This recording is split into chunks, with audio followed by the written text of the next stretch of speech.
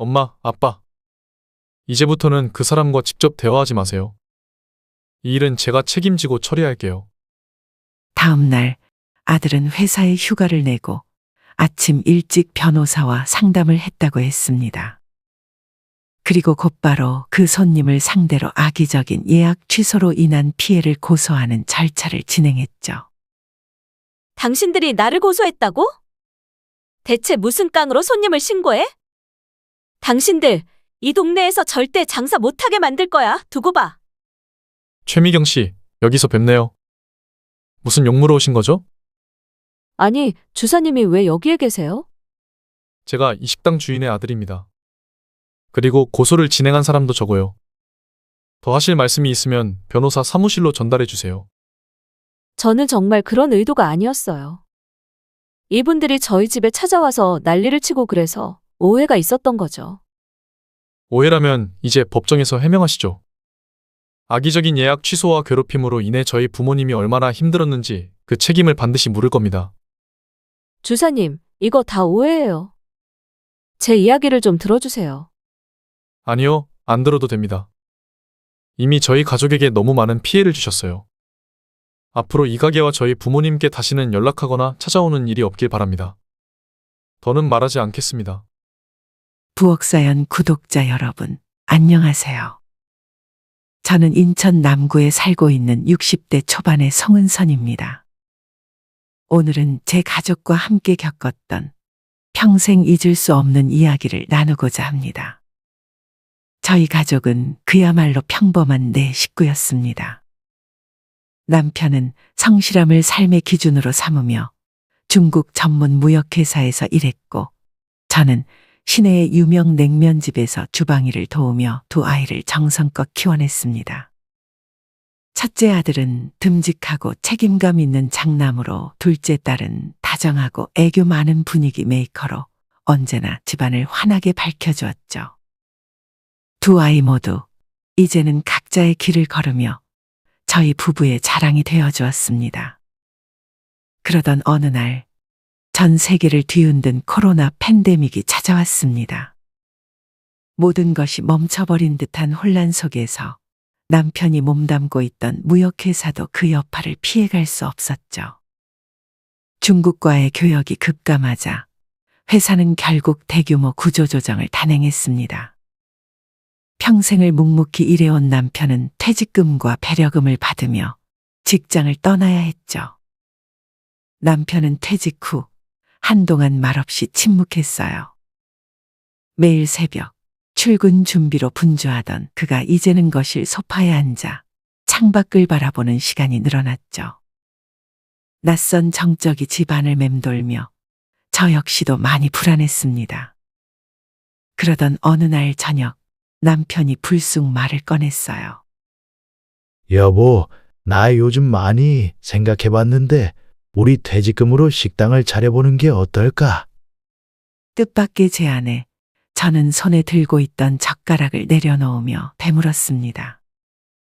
식당을? 당신이 냉면집에서 오래 일했잖아.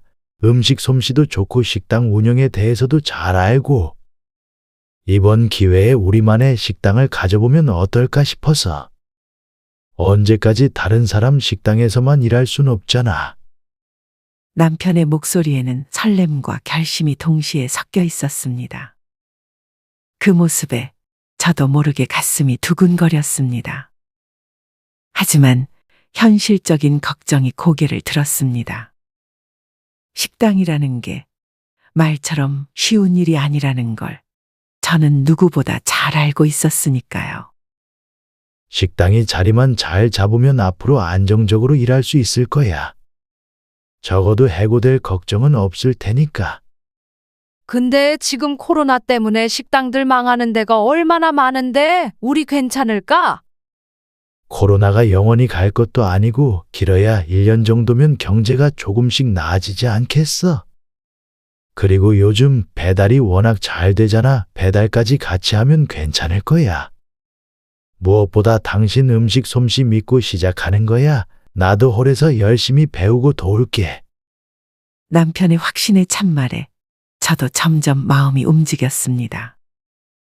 평생 다른 식당에서 남의 일을 도와주기만 했지만 어쩌면 이게 우리 가게를 가질 좋은 기회일지도 모른다는 생각이 들었거든요. 그렇게 저희는 6개월 동안 준비를 마치고 인천 남구의 업무지구 근처에 작은 밀면 전문점을 열었습니다. 메뉴는 물밀면, 비빔밀면, 그리고 만두 3가지로 간단하게 구성했어요. 제가 오랫동안 냉면집에서 일하며 쌓아온 노하우를 고스란히 담아 정성껏 준비한 메뉴들이었습니다. 저는 주방을 맡고 남편은 홀에서 손님을 맡기로 했는데요. 평생 직장만 다녀온 남편에게는 식당 일이 모든 게 낯설고 처음이었습니다. 처음엔 많이 서툴더라고요. 그 무뚝뚝하던 남편이 손님들에게 밝게 인사하려고 어색한 미소를 짓고 어서 오세요를 연신 반복하는 모습이 참 낯설었습니다. 그러면서도 남편이 나름대로 노력하는 모습을 보니 한편으론 안쓰럽기도 했어요. 호를 종종거리는 남편의 모습에 저도 더 힘내야겠다는 생각이 들더라고요. 모든 게 낯설고 어설프던 초기였지만 손님들 반응은 기대 이상이었습니다. 이 밀면 정말 맛있네요 라는 말이 오갈 때마다 제 마음속에는 작은 기쁨이 차올랐죠. 그렇게 남편도 저도 조금씩 식당 일에 익숙해져 갔고 손님들 사이에서 좋은 평판이 퍼지면서 식당은 서서히 자리 잡아가는 느낌이었습니다. 하지만 그렇게 안정돼 가던 와중에 뜻밖의 일이 찾아왔습니다. 바로 진상 고객과의 첫 만남이었죠. 그 손님을 처음 만난 건 배달앱을 통해서였습니다. 밀면 2그릇을 주문했는데요. 청사항을 읽고는 정말 깜짝 놀랐습니다. 첫 주문이니 만두 한 접시 서비스로 줄 것. 아이도 함께 먹을 예정이니 밀면을 1.5배로 넉넉하게 담아줄 것. 오래된 재료 쓰지 마세요. 냄새 나면 바로 별점 테러합니다.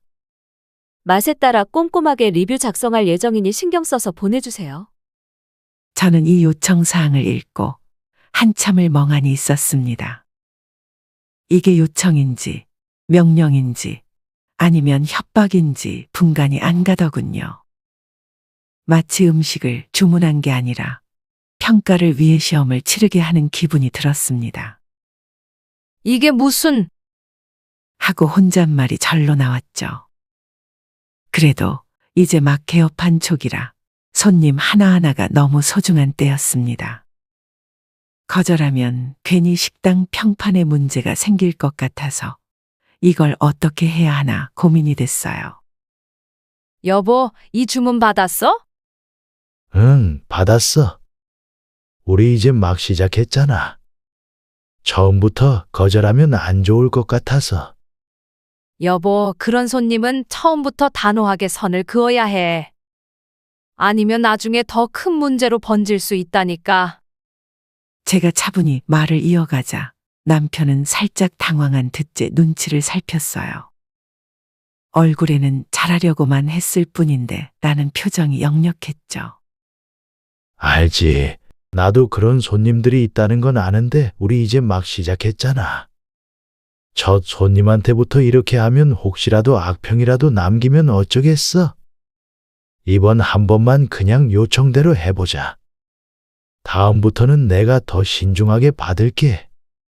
응? 남편의 말에 저는 한숨을 내쉬며 만두와 밀면을 준비했습니다. 그런데 문제는 밀면이었죠. 손님 요청대로 1.5배를 넣으려니 국물 담을 공간이 부족해져 맛이 떨어질 게 뻔했어요. 그래서 국물 맛을 지키는 선에서 면 양을 조금만 더 추가했습니다. 사실 뉴스나 인터넷에서 이런 진상 주문 이야기를 들은 적은 있었지만 막상 제가 직접 하다 보니 가슴이 답답하더군요. 마치 가게 평판을 무기로 삼아 협박을 받는 기분이랄까요. 이 정도면 정성껏 준비했으니 만족하실 거야. 하지만 결과는 남편의 기대와는 정반대였습니다. 몇 시간 후 그 손님이 남긴 리뷰를 확인한 순간 저희는 할 말을 잃었어요. 별 2개. 실망스러움. 더 황당한 건 리뷰 내용이었습니다. 밀면 양이 부족해서 아이까지 먹기엔 모자랐다는 거예요. 2그릇을 주문해 놓고 3그릇 양으로 달라는 억지도 모자라 그렇게 불평을 늘어놓다니 너무 화가 났습니다. 그런데 더 답답한 건 남편이 그 리뷰에 정성스러운 답글을 달기 시작한 거였어요. 고객님, 주문하신 음식이 만족스럽지 않았다니 죄송합니다. 요청하신 양만큼 면을 넣게 되면 국물 양이 줄어들어 오히려 맛이 떨어질 수 있어 맛을 최대한 살리는 선에서 준비했습니다.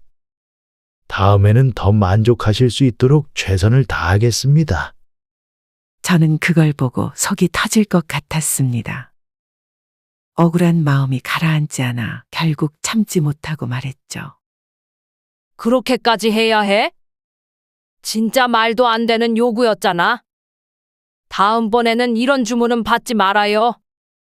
남편의 말 없이 고개를 끄덕이긴 했지만 납득하진 못하는 표정이었습니다. 앞으로는 이런 주문은 거절을 할게. 남편의 말에 한숨을 내쉬며 넘어갔지만 마음 한구석에서는 여전히 꾹 참기엔 억울한 감정이 남아 있었죠. 왜 이렇게까지 해야 하나? 속에서 천천히 울분이 쌓이는 기분이었어요. 아니나 다를까 며칠 후 또 그 손님에게서 주문이 들어왔습니다. 이번에도 만두 한 접시를 서비스로 달라는 요청과 밀면 양을 넉넉히 넣어달라는 요구가 적혀 있더군요. 이번에는 남편이 직접 손님에게 전화를 걸어 차분히 양해를 구했습니다. 고객님, 지난번처럼 서비스를 제공하기는 어려울 것 같습니다. 양해 부탁드립니다. 다행히 손님은 퉁명스럽게 알겠어요라고 대답하곤 전화를 끊었습니다. 별다른 반응 없이 받아들여서 남편과 저는 조금 의아했죠. 그래도 정성껏 음식을 준비해 배달을 보냈습니다. 그런데 음식을 받은 지 몇 분 지나지 않아 가게 전화벨이 요란하게 울렸습니다. 네, 명서밀면입니다. 저 방금 배달받은 사람인데요? 지금 장난하세요? 무슨 밀면 맛이 있다위예요. 국물이 맹숭맹숭해서 물 탄 것 같고 양도 젓가락도 안 되는데 돈은 돈대로 받아놓고 음식은 이게 뭐예요? 배달 보내기 전에 확인도 안 해요? 손님 죄송합니다. 정확히 어떤 부분이 문제가 있는지 말씀해 주실 수 있을까요? 손님은 음식의 맛도 양도 엉망이라며 쓰레기 같은 음식은 못 먹겠다고 강하게 말했죠. 그러면서 당장 환불해주고 음식을 다시 가져가라고 요구했어요. 혹시 정말 뭔가 잘못됐을까봐 남편이 직접 배달된 음식을 회수하러 갔죠. 그런데 집으로 돌아와 확인해 보니 음식은 맛도 양도 전혀 문제가 없었어요. 화가 치민 저는 남편에게 따지듯 물었습니다. 여보, 도대체 그 손님은 뭐라고 하면서 음식을 돌려보냈어? 그냥 이런 음식은 도저히 못 먹겠다고 하더라고. 게다가 나이 들어 음식점이나 하는 주제에 손님 응대도 제대로 못 한다고까지 하더라. 남편은 고개를 떨군 채 조용히 덧붙였습니다. 음식에서 노인 냄새 난다고 다시는 안 시킨다고 하더니 리뷰도 나쁘게 쓰고 온 동네에 소문을 내겠다고 하더라. 정말 걱정이야. 그 말을 들은 순간 저는 더 이상 참을 수가 없었습니다. 아무리 생각해도 음식에는 문제가 없었고 그 손님의 태도는 이해할 수 없었습니다. 단순히 저희의 정성과 노력을 무시하는 정도를 넘어 악의적으로 괴롭히려는 의도가 분명해 보였죠. 여보, 가만히 있으면 안 돼. 내가 직접 가서 따져볼 거야. 이대로 당하고만 있을 수 없어. 당신이 나설 필요 없어. 괜히 더 상황이 나빠질 수 있어. 아니, 이번엔 꼭 말해야겠어. 저 사람 우리 가게를 망가뜨리려고 작정한 것 같잖아. 가만두면 안 돼. 손님의 주소를 확인하니 그 집은 다행히 멀지 않은 곳에 있었어요. 저는 바로 준비를 하고 가게를 나섰죠.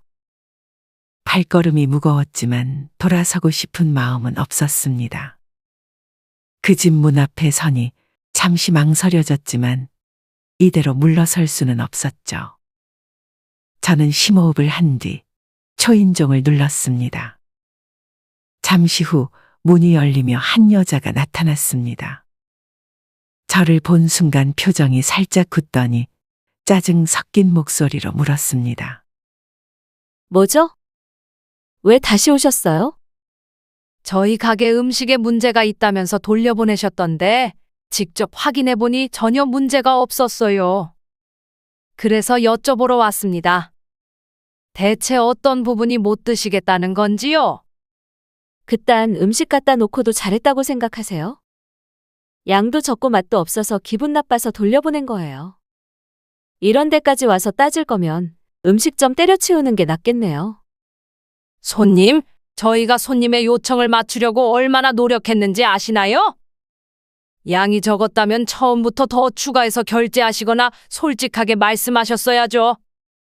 그런데 이런 식으로 음식을 무시하고 가게를 괴롭히는 건 너무하지 않습니까? 내가 뭘 그렇게 잘못했는데요? 돈 주고 산 건데 별점 낮게 줄 수도 있는 거 아닌가요? 너무 예민하시네요. 손님 별점 테러와 악의적인 행동이 반복되면 저희는 더 이상 가만히 있지 않을 겁니다. 지금은 그냥 넘어가지만 다음에 이런 일이 또 발생하면 경찰에 신고하겠어요. 정당한 이유 없이 가게를 괴롭히는 행동은 명백히 업무방해예요. 뭐라고요? 경찰에 신고를 한다고요? 어이가 없네. 그리고 앞으로는 저희 가게에 다시는 주문하지 말아주시기 바랍니다. 더 이상 손님으로 모실 수 없을 것 같네요. 단호하게 말을 마치고 저는 뒤돌아 나왔습니다. 무슨 심사가 그렇게 뒤틀렸는지 아파트 전체의 소리가 울릴 정도로 문을 꽝 닫더군요. 집으로 돌아오는 길, 마음이 가라앉는 듯하면서도 한편으론 후련했습니다.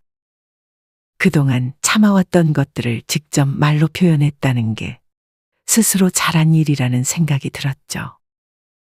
가게에 돌아와 보니 남편이 멍하니 앉아 있었습니다. 평소 무뚝뚝한 성격이라 웬만한 일에는 흔들리지 않던 남편이 이렇게까지 가라앉은 모습은 처음이었어요. 조용히 폰을 내밀며 댓글을 보여줬습니다. 맛이 없는 걸 맛없다고 했더니 집까지 찾아와 따졌다. 어이없고 무례하다. 저는 분노가 치밀었지만 차분하게 남편에게 말을 건넸습니다. 여보, 음식 맛이 좋으면 진상 손님 하나쯤 있어도 장사에는 지장 없어요. 그런 사람 말에 너무 신경 쓰지 말아요.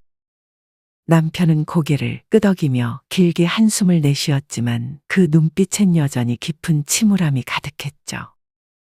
그날 이후 남편은 예전처럼 열정적으로 가게 일을 챙기지 못했어요.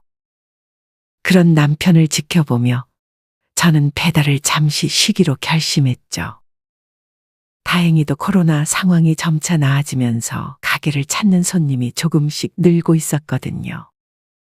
배달을 중단하더라도 식당 운영에 큰 타격은 없을 것 같았습니다. 배달을 멈춘 뒤로는 오히려 마음이 한결 편해졌습니다. 예전에는 배달 알림만 울려도 혹시 또 진상 손님일까 싶어 가슴이 철렁했는데 이제는 그런 불안감 없이 가게 일에 집중할 수 있었죠.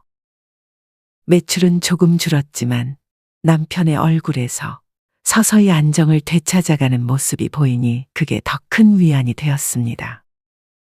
그러던 어느 날 평화로운 일상이 이어지던 중 그 진상 고객이 식당으로 찾아왔습니다. 마치 아무 일도 없었다는 듯 밝은 미소를 띠며 천연덕스럽게 말을 건넸습니다. 요즘 배달 안 하시네요? 밀면 먹고 싶어서 주문하려고 해도 안 되니 참 아쉽더라고요. 장사가 잘 되시나 봐요. 네, 식당 사정으로 잠시 배달을 쉬고 있습니다. 그리고 손님에게는 주문을 받지 않는다고 말씀드렸고요. 그 손님에게는 제 말이 들리지 않는 듯 했습니다. 자기 말만 이어가더군요. 제가 이 지역에서 꽤 유명한 맘카페 회원인 거 아세요? 등급도 높고요. 지역 우수 회원이에요. 아, 그러세요. 동네 맛집을 소개하는 모임을 여는데 이런 모임은 다른 식당에서는 광고비까지 주면서 부탁할 정도로 인기가 많아요. 물론 아무 식당이나 소개하진 않죠. 저도 신뢰가 중요하니까요. 제가 이 집을 한번 추천해 보려고 하는데 괜찮죠? 저는 손님의 말이 끝나기 무섭게 단호하게 대답했습니다. 죄송하지만 저희는 손님께 주문을 받지 않기로 했습니다. 다른 식당을 이용해 주시면 감사하겠습니다. 정당한 주문을 거부하면 소비자권익위원회에 신고할 수 있는 거 아시죠? 제가 돈을 내겠다고 하는데 왜 거부하시는 건데요? 이런 태도가 법적으로 문제가 될 수 있는 거 모르세요? 그 말의 순간 멈칫하지 않을 수 없었어요.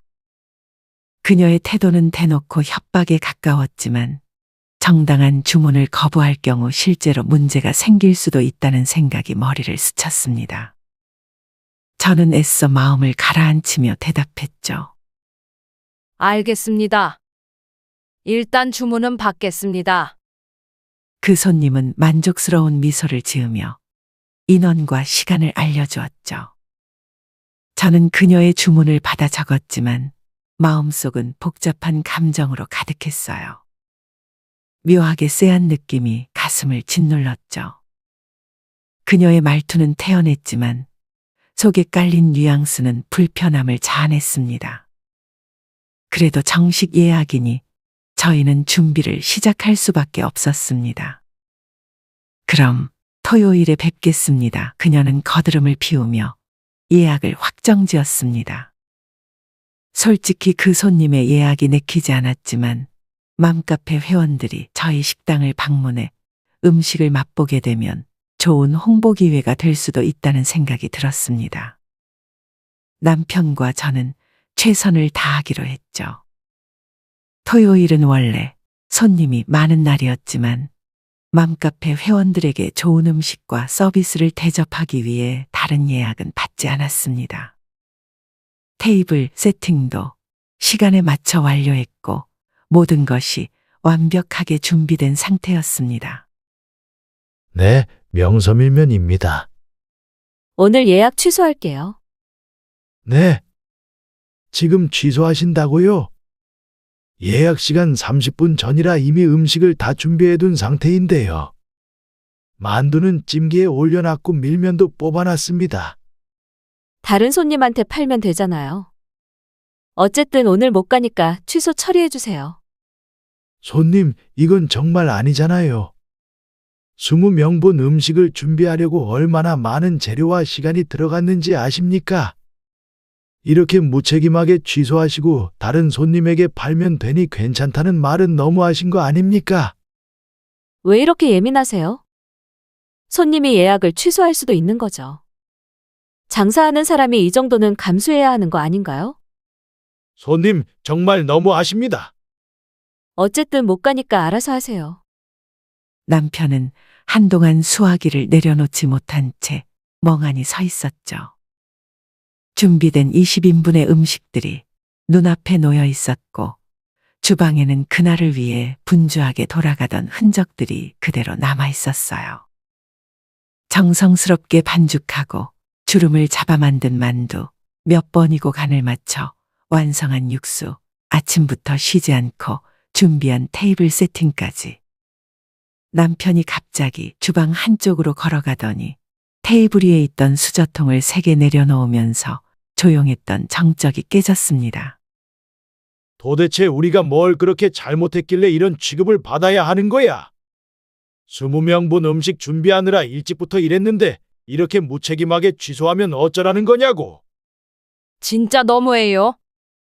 이렇게 무책임하게 취소하고 다른 손님에게 팔면 되지 않느냐니 이건 말도 안 돼요. 분노가 가슴속을 치밀어 올랐어요. 주방의 찜기에서 피어오르던 뜨거운 김마저도 차갑게 느껴질 정도로 억울함과 허탈함이 뒤섞여 있었죠. 준비된 음식들이 그 자리에 고스란 남아있는 것을 보니 그동안 들였던 노력이 떠올라 더 견딜 수 없었습니다. 어떻게 해야 할지 몰라 답답한 시간이 흘러가던 그때 주머니 속 휴대전화가 울렸습니다. 화면에 뜬 이름은 딸이었죠. 엄마, 무슨 일이야?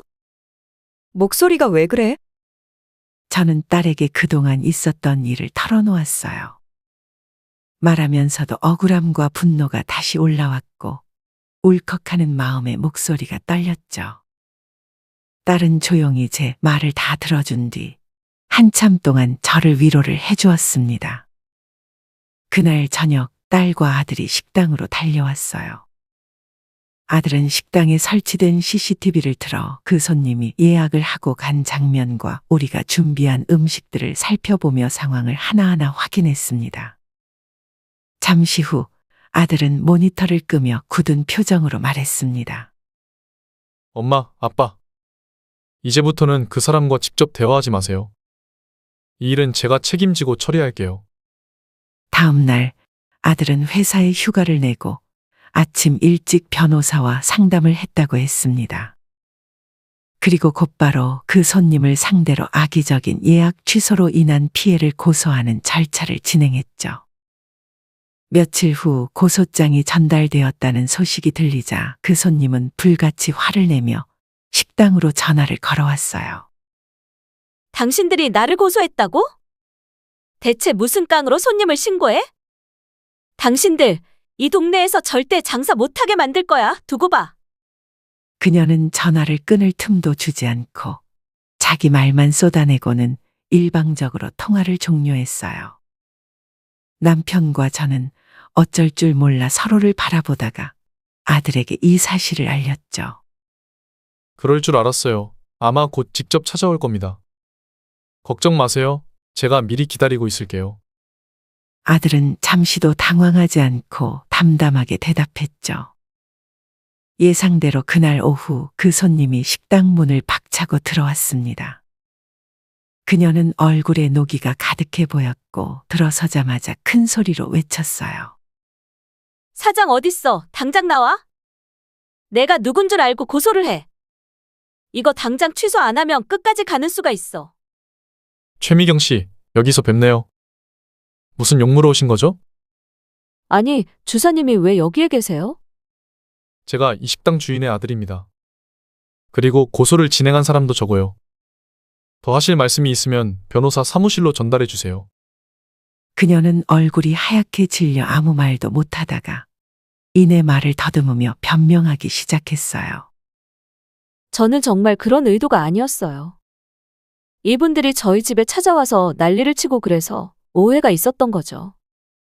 오해라면 이제 법정에서 해명하시죠. 악의적인 예약 취소와 괴롭힘으로 인해 저희 부모님이 얼마나 힘들었는지 그 책임을 반드시 물을 겁니다. 그녀는 다급하게 손사래를 치며 애원하기 시작했어요. 주사님, 이거 다 오해예요. 제 이야기를 좀 들어주세요. 아니요, 안 들어도 됩니다. 이미 저희 가족에게 너무 많은 피해를 주셨어요. 앞으로 이 가게와 저희 부모님께 다시는 연락하거나 찾아오는 일이 없길 바랍니다. 더는 말하지 않겠습니다. 아들은 담담한 태도로 조용히 손짓하며 말했습니다. 여기까지 하시죠. 이제 나가주셨으면 합니다. 그녀는 얼굴이 하얗게 질린 채 무언가 말을 하려다 입술을 꾹 다물었어요. 잠시 망설이던 그녀는 더는 아무 말도 하지 않고 고개를 떨군 채 식당을 나갔죠. 재현아, 이게 도대체 어떻게 된 거야? 사실 저 사람, 저랑 예전에 같은 부서에서 일했던 사람이에요. 뭐? 같은 부서에 있었다고? 잠깐 교제했던 적도 있었어요.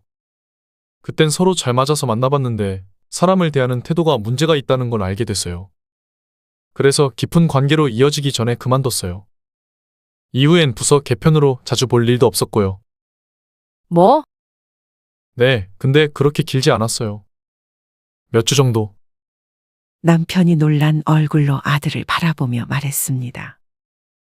저 사람을 만났었다고? 그러면 우리 며느리가 될 뻔했던 거잖아. 재현아, 저런 사람을 우리가 며느리로 맞았으면 어쩔 뻔했니? 그래서 빨리 끝낸 거죠. 이렇게 다시 보게 될 줄은 몰랐네요. 아들의 고백과 진상 손님의 얼굴이 교차되며 저런 사람이 우리 며느리가 될 뻔했다니 라는 생각에 가슴이 철렁했어요. 하지만 더 깊은 관계로 이어지지 않은 것이 얼마나 다행인지 모른다고 생각했죠. 아들은 변호사와 상의 끝에 고소건을 정리하기로 했어요. 변호사는 장기적인 분쟁보다는 합의가 적절하다고 판단했고 결과적으로 20인분 음식값과 배달 영업 방해에 대한 약간의 피해 보상액으로 사건은 마무리되었죠. 남편은 합의서를 살펴보며 조용히 말했습니다. 이 정도로 끝난 게 다행이다. 그래도 우리가 힘들었던 건 보상받은 것 같네. 맞아요. 더 큰 일이 될 수도 있었는데 이렇게 정리됐으니 이제 이 일은 잊고 앞으로만 보자고요. 앞으로 부모님께 이런 일이 다시는 생기지 않도록 제가 살필게요. 걱정 마세요. 이 일이 있은 후로 우리 가족은 더 자주 소식을 나누고 시간을 함께하게 되었어요. 아들과 딸은 평소보다 더 자주 전화를 걸어왔고 주말에는 손주들을 데리고 식당에 와서 즐겁게 식사하며 시간을 보내곤 했습니다. 진상 손님 때문에 고통을 겪었지만 그 일이 오히려 가족이 더 뭉치고 서로를 아끼게 되는 계기가 되었죠. 요즘 다시 경제 위기가 찾아와 많은 식당들이 문을 닫고 있다는 소식을 들을 때면 마음이 무겁네요. 어려운 시기를 보내는 분들의 마음이 얼마나 힘들지 알기에 더욱 가슴이 아픕니다. 하지만 우리 가족은 그때 느꼈습니다. 어려운 순간마다 가족과 걱정을 나누고 대화를 이어가다 보면 왜 길이 열릴지도 모른다는 사실을요. 어려운 시기마다 누군가와 함께 고민을 나누고 기대어 갈 수 있다면 그것만으로도 충분히 삶은 견딜 만하지 않을까요? 저는 그런 믿음으로 오늘도 조용히 새 하루를 준비하고 있습니다. 오늘 사연 어떻게 들으셨나요? 이번 이야기가 구독자 분들에게 따뜻한 위로가 되었으면 좋겠습니다. 느끼신 점이 있다면 댓글로 허심탄회하게 의견을 나눠주세요. 부엌사연은 여러분의 구독과 좋아요 그리고 댓글로 유지됩니다. 앞으로 더 좋은 사연으로 찾아뵐 수 있도록 많은 도움을 부탁드려요. 감사합니다.